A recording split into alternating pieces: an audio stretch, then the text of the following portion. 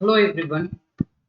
For today, we are going to prove a basic trigonometric identity, that is sine square theta plus cos square theta equal 1.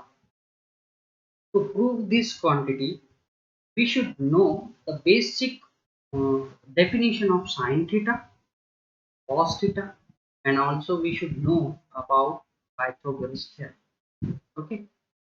So what is sine theta? What is cos theta? Let's draw a right angle triangle. Okay. This is 90-degree angle, since it is a right angle triangle. So it has a 90-degree angle, and opposite side of the 90-degree angle is known as hypotenuse. Okay. Let's suppose theta, this angle is theta. Okay. Since this is the adjacent side to this angle, so we know this side as adjacent side. I'm writing ADJ for short. Okay. Now, since this side is exactly opposite to this angle theta, that's why we know this at opposite. I'm writing OP for short. Let's um, give some name to these all these sides. Suppose this is A and this is B, and this hypotenuse is C. Okay. So what is sine theta? The basic definition of sine theta is opposite side upon hypotenuse. That means OP upon, or we can write it as opposite side is B, hypotenuse C, B over C, B upon C. Okay. Now, what is cos theta? Cos theta is adjacent upon hypotenuse. So I can write it as adjacent upon hypotenuse, or I can write it as A upon C. Since adjacent side is A, I can write it as A over C. So this is sine theta and cos. And we should know about Pythagoras theorem. What is Pythagoras theorem? So Pythagoras theorem says that these two sides, which is perpendicular to each other, if I square these sides, that is a square and b square, and just add them, so it will give equal to square of hypotenuse.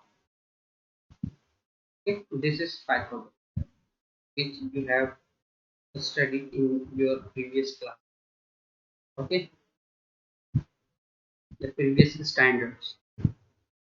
So a square plus b square equal c square. This is Pythagoras.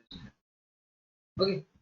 Now, since we have to prove this identity, so let's start with this, with the left side of this identity.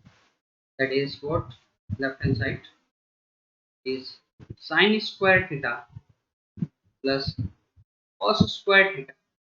Okay. We have to prove that this is equal to 1. Let's start.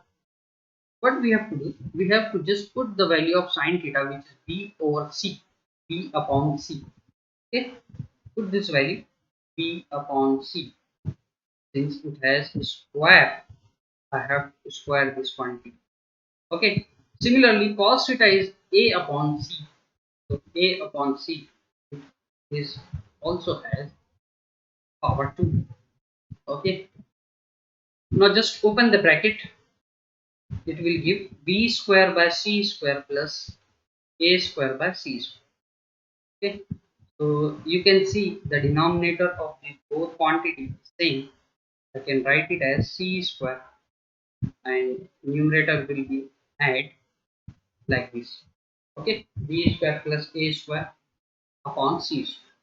Now, since we have Pythagoras theorem, which says a square plus b square equal to c square, or we can say b square plus a square equal to c square.